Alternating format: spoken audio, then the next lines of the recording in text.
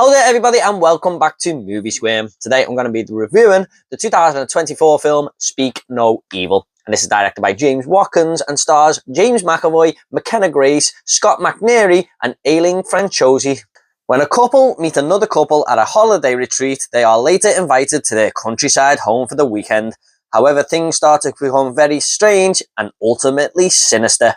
Now, going into this, I wasn't sure we really needed this remake, guys. I had seen the original Speak No Evil, which came out only 2 years ago, but I really enjoyed that film. And I just thought this seemed very unnecessary to release a remake just 2 years later. Plus the trailers, from Blumhouse of course, they are notorious for giving a lot away in the trailers, just seemed to make it look like the exact same film, basically shot for shot. And that just dampened any expectations that I had, if I had any. But I tried to keep an open mind going into this. The two things that were sort of keeping my spirits up a little bit were James McAvoy, who is a fantastic actor.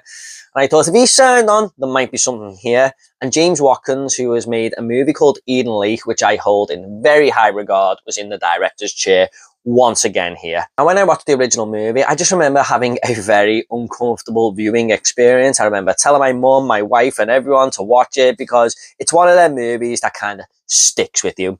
And I'm glad to say that this remake managed to recapture the biggest positive of that movie, which is the uncomfortable viewing experience, which some might say, why is that a positive? But that is what the movie is going for. And here, I still felt that way. Now, I had seen the original and it still got to me. So if you're a newcomer coming to this movie, I can imagine this being even more uncomfortable for you than it was for me. And I'm just glad to say that the remake managed to nail that down because that is the one thing, if anything, that they had to get right here. Now, that was the biggest positive for the original. However, the biggest positive for this film is James McAvoy. It's an absolute powerhouse performance from him here, and he is secretly having a time of his life, you can tell, but he is a phenomenal actor anyway. You only have to watch the movie Split to see that he can do this type of role, amongst many other movies that he's been in. I mean, he's just wonderful to watch on screen. But here, he has this very commanding screen presence. He is a larger-than-life personality, and you just can't help but look into this guy's eyes and listen. He's got a lot to say, whether it's in mutual or awkward dialogue, and he's just one of them that absolutely captures your attention. Now, I think he's actually bulked up a lot for this movie. He's quite a big guy in this, bigger than I've ever seen him before, but that is another big positive for his character because the opposite male member of the family, Scott McNairy's character, is this scrawny little dude. He's kind of quiet. He doesn't really want to kick up a fuss.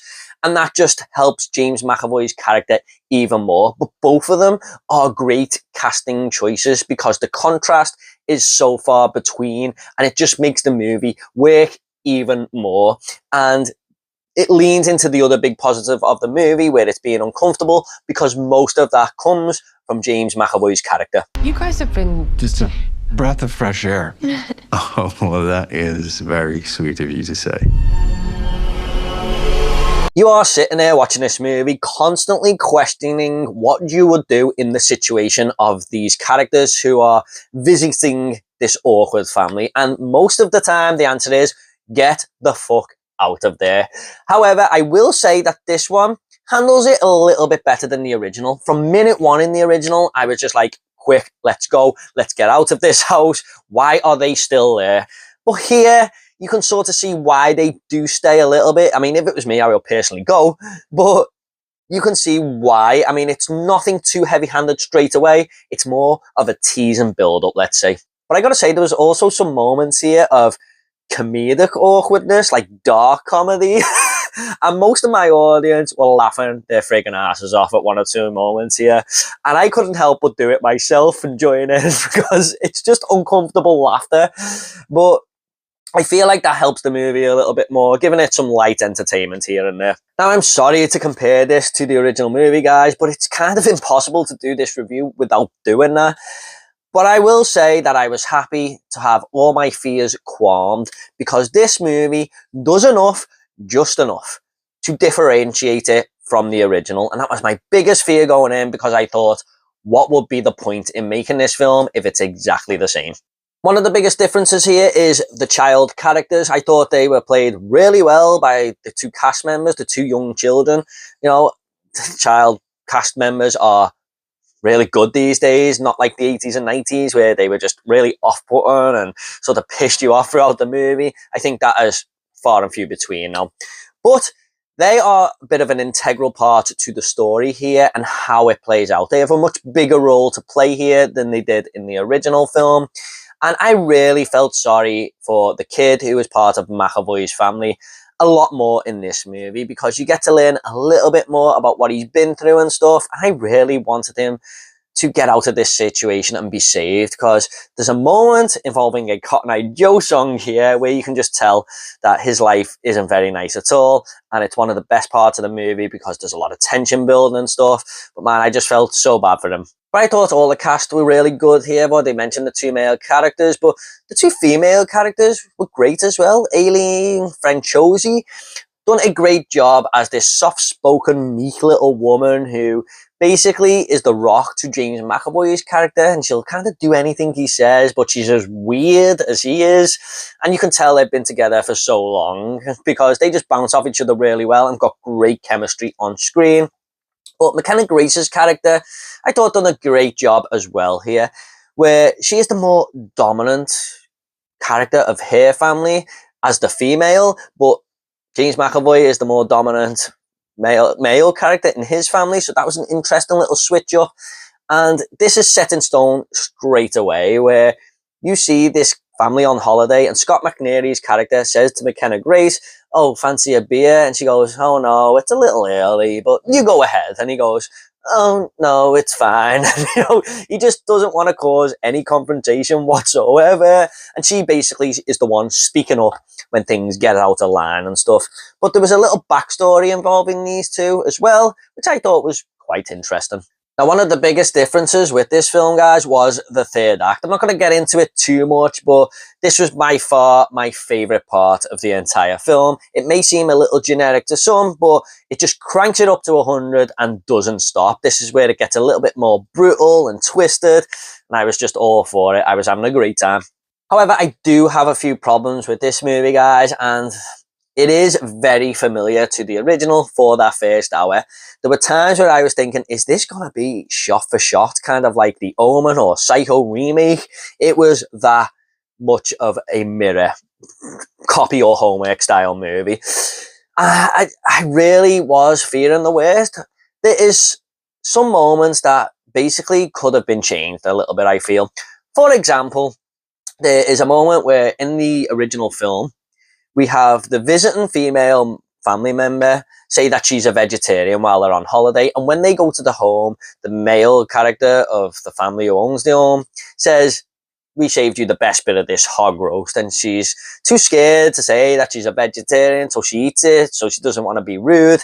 And here, it's just the exact same scenario, but between McKenna Grace's character and James McAvoy's character. I mean, couldn't they have switched that up a little bit? Maybe on holiday that McKenna Grace would have said, "Oh, I'm terrified of spiders." And then when they get to the house, James McAvoy gets his pet tarantula out or something and tries to put it on her. I mean, it's still the same sort of thing, but with a little bit of a switch up. Even if it was just a bare minimum, could we have not changed these scenarios a little bit? And it happens on more than this occasion. And as well acted as Grace and McNairy's characters are, I think they've done what they could with what they had to work with. They are still infuriating at times because, like I said, you just want them to get out of the situation, and there's plenty of times that they could leave, and they even hesitate and go back at times. Now, like I said, it's not as heavy-handed as the first film, where I wanted to just that family to leave straight away, but there's still some real red flags here where, in real life, you just would not have stayed, and for me personally, I wouldn't have went in the first place. And that is another thing about the movie. I felt like in the original, they were really good friends that they made on holiday. But here, I don't think it shows it enough.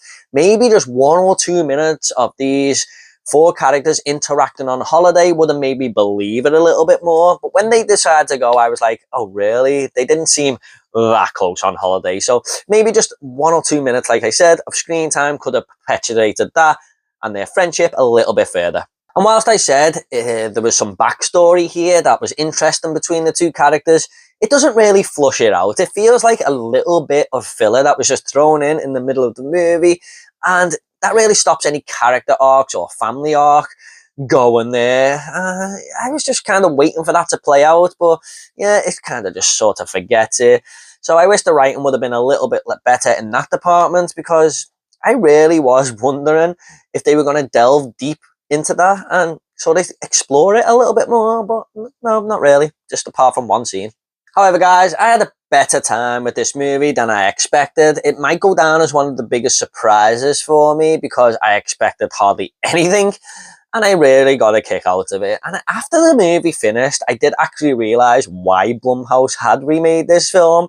I mean, not a lot of people in this country may have seen Speak No Evil, the original, because it is a Danish movie, I believe.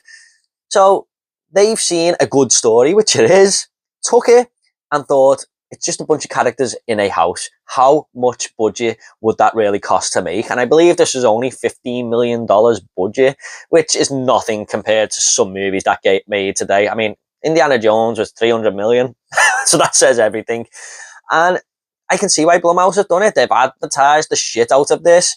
So I can see this making quite a bit of buck. I mean, my cinema was packed. Look, if you've seen the original, I can see this going either way for you. I have seen the original, and I still enjoyed this movie, but the impact might not be as strong if you've seen the original, and that might not work for you. However, if you're a newcomer to this, I can see you having a really good time with it and having a very uncomfortable viewing experience, but that's a good thing. I'm just going to go ahead and rate this movie now. I'm going to give Speak No Evil a 7 out of 10. I do wonder what horror remake will be coming next.